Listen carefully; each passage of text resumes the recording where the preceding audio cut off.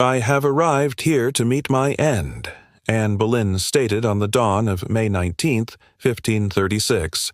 These were her opening words upon the execution platform constructed inside the Tower of London. However, what most people fail to understand is that this precisely calculated address, spoken with dignity and remarkable calm, was not the statement she had initially intended to deliver. Anne Boleyn, King Henry VIII's second spouse and England's first queen consort to face capital punishment, faced allegations of unfaithfulness, forbidden relations with family, and betrayal of the crown. The accusations were, in the view of virtually every contemporary scholar and some people of her era, driven by political strategy and entirely invented. Nevertheless, standing before the limited assembly convened within the Tower's boundaries, Anne made no declaration of being wrongly accused. Her closing statement was measured, commending the monarch as a kind and supreme ruler and requesting those in attendance to offer prayers for her eternal rest. However, this behavior stemmed neither from fear nor from culpability. Anne Boleyn had actually composed an entirely different execution address, one that confronted her unjust confinement and highlighted her steadfast religious devotion and guiltlessness. She received no permission to deliver it. Tudor customs required that individuals facing death make no public declarations that could arouse widespread emotion or question the sovereign's decisions. William Kingston, commander of the fortress, documented Anne's sound mind during her concluding days, communicating with Secretary Thomas Cromwell. "Earlier today, she requested my presence. She expressed she wished to make certain statements but desired not to displease His Majesty. It becomes evident Anne comprehended she was being monitored and restricted even during her final hours." The execution platform served not as a venue for fairness. It functioned as a tool of dominance. Her quietness, or more accurately her forced silence, demonstrates how thoroughly her death was not merely retribution, but a deliberate display designed for validation. Henry VIII needed not simply Anne's elimination, but her cooperation throughout it. Anne Boleyn's closing hours were arranged to benefit the monarchy's reputation. The reality of her inner reflections, presumably suppressed by palace authorities, stays concealed behind a controlled presentation. What she was prevented from expressing might resonate more powerfully throughout time than her actual words. The French swordsman, a continental blade for a British queen. For what reason would a British monarch request a continental executioner to kill his queen consort? Anne Boleyn's death on May 19, 1536, represented an unusual occurrence in British history, not simply for the extraordinary collapse of a reigning queen consort, but for the attendance of an overseas swordsman at her ending. Rather than the conventional British axe, Henry VIII organized a French-method execution using a sword. This choice was not purely motivated by compassion.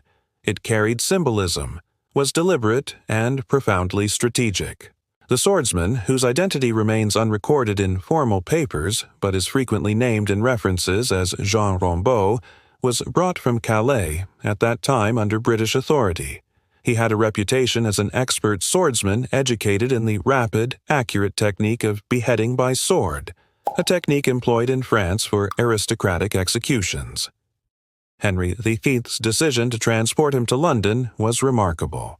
In Tudor Britain, beheadings were customarily performed by axe, and numerous were horrific. The axe proved neither quick nor precise. Failed executions occurred regularly. The selection of the sword communicated a purposeful statement. Henry intended to present Anne's death as respectable, nearly refined, at minimum superficially. However, underlying that appearance existed calculated planning. Anne faced charges of unfaithfulness with 5 individuals, including her blood relation. She had been judged as a betrayer. Still, through selecting the sword, Henry could separate himself from the savagery and imply generosity. He could seem compassionate, while simultaneously commanding the execution of the individual for whom he had previously dismantled an entire religious institution.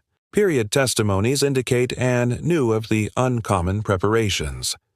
Based on Sir William Kingston, the fortress commander of the Tower, Boleyn commented prior to her execution, "I understand the executioner possesses great skill, and my neck is quite slender."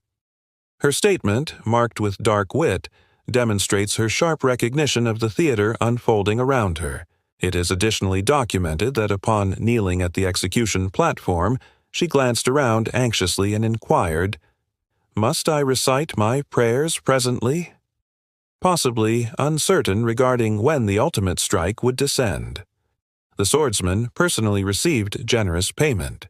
Based on Crown documentation, he collected $23 across 8 days, a substantial amount, exceeding what numerous aristocrats gained annually. He had been rehearsing in the Tower's yard multiple days preceding the execution, perfecting his strike for accuracy. The attendance of a French swordsman was not simply an expression of compassion. It constituted a symbolic action intended to cleanse the perception of Anne Boleyn's death. It disguised a strategic killing under the appearance of sophistication. And while the blade originated elsewhere, the intentions were distinctly British. The execution morning. The rapid yet deliberate conclusion of a queen consort. The sun appeared early on May 19, 1536, above the Tower of London, spreading a dim illumination over the grassy area directly north of the White Tower. Anne Boleyn, England's queen, had occupied her concluding hours within the Queen's chambers, previously lavishly decorated, now frigid and empty. She had awakened before sunrise, acknowledged her wrongdoings, received the sacrament, and remained in anticipation.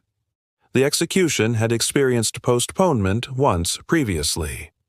On May 18th, Anne had readied herself for her end only to receive notification of its delay. References, including Sir William Kingston, fortress commander, documented her distress and nervousness, observing that she anticipated being deceased by midday. When no representative arrived, she erupted into anxious amusement. The postponement constituted mental torment, not practical requirement. Each hour prolonged the strain, amplifying the display. Soon, before 9 to 10 a.m., on May 19th, Anne was led to the execution platform inside the Tower's interior courtyard. She dressed in a gray damask dress above a crimson petticoat, the red representing martyrdom within the Catholic faith. Her head covering was plain, her hair secured backward to reveal her neck. Surrounding her assembled a limited, chosen gathering, aristocrats, administrators, and some civilians. The general population had been maintained at remove. This was not intended as a disorderly spectacle, but a managed execution of a queen consort. She climbed the execution platform with calmness. Observer testimonies characterize her grace and the accepting nobility in her actions. She spoke to the assembly peacefully. "Good Christian people, I have arrived here to perish. For in accordance with the law and through the law, I stand condemned to perish. I request God preserve the king and grant him extended reign above you. For a kinder nor a more compassionate ruler existed never." Significantly, she offered no claim of guiltlessness. However, this was anticipated. Judged betrayers were required to yield meekly, openly claiming her guiltlessness might have been interpreted as a concluding gesture of rebellion. She subsequently knelt, covered her eyes, and prayed, "To Jesus Christ I entrust my soul. Lord Jesus, accept my soul." Her attendants cried softly close by. The swordsman, blade hidden behind himself, assumed position. According to historian Lancelot de Carles, the French swordsman shouted to an aide for the blade, while Anne rotated her head reflexively. The swordsman advanced and executed the sentence. No noise emerged except the movement of fabric and suppressed weeping. Anne perished in fewer than 45 seconds. Her body was positioned in an available aero container and interred in the adjacent chapel of St. Peter ad Vincula. No formal service, no royal escort, simply quietness and urgency.